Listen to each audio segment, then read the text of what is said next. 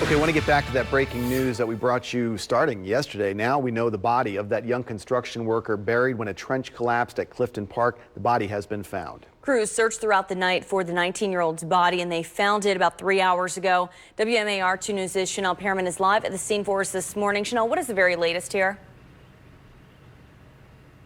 Well, Ashley, crews, as you mentioned, found that body of that 19-year-old construction worker after what they're calling an intensive recovery efforts. They found that body just after 1:30 this morning, and crews are still here at the scene. You just take a look behind me now. We're on Clifton Park in northeast Baltimore, and you can see just how large that hole is where that construction worker was trapped for several hours. You can see construction workers are still at the scene. Baltimore Fire and Baltimore PD also still here. Well, everyone was working for about 10 hours through yesterday and through the night trying to recover the body of that 19-year-old construction worker who was buried for several hours. Our crews got the call around 3:30 for a trench collapse. The 19-year-old was working on a sewage line. Officials say he was inside of the hole when a massive pile of dirt and debris fell on top of him. The man was buried under 15 feet of dirt, mud, and debris. Now, they started with rescue efforts originally, but that turned into recovery efforts. Baltimore fire officials called it labor-intensive recovery efforts.